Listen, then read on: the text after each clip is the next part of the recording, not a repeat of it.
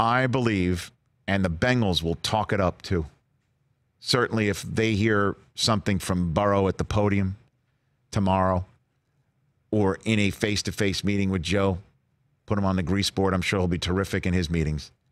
If they hear even an ounce of equivocation from him, publicly or privately, they're probably hearing a lot of the stuff that I'm hearing, which is, up and down, that the kid is, as you heard from McShay, a different cat, good enough. They must be hearing, too, that he wants no piece of the Bengals.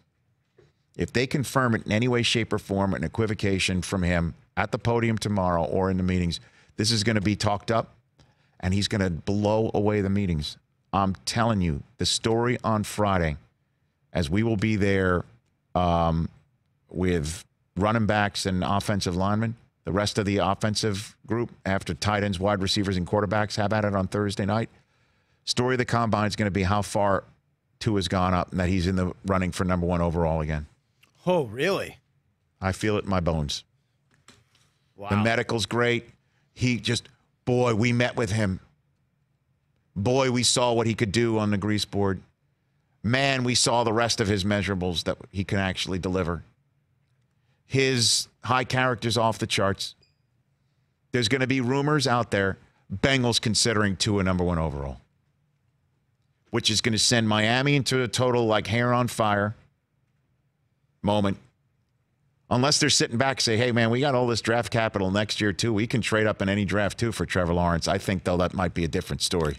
I think somebody's going to wind up making sure that their record is not as good as possible or close enough like Miami. I'm telling you. Should we just start that rumor right now? No. Tweet it out with some fire emojis? Not at all. I just like making a statement. Yep. Telling you how I feel and what I'm thinking in my bones. I've been around the block a few times with this combine and this evaluation period. Yeah, you were way ahead of the Ravens this year, Lamar Jackson. We're going to hear from him. Feeling He's it? going to win the press conference. He's going to win the interviews. He's going to win everything. And it's going to be the medical this. We're hearing that he's winning the medical even. And that, guess what? Tua's in the running for number 1 overall again. Bengals consider. I just smell it. I feel it. You will get a badge alert on your phone, Chris, as you're burping your Crumpler Algae Brockman, okay? Yes, thank you. You'll get an alert on your phone. Breaking, Bengals considering Tua number 1 overall. What time? Like Friday afternoon? I don't know, because Thursday night they leave. Friday morning they leave. Thursday they're done. Quarterbacks are done. Yep. You might even hear it even earlier. He's such a dynamite. We met him. He was amazing. He was everything funny. we hoped. He was everything. He was.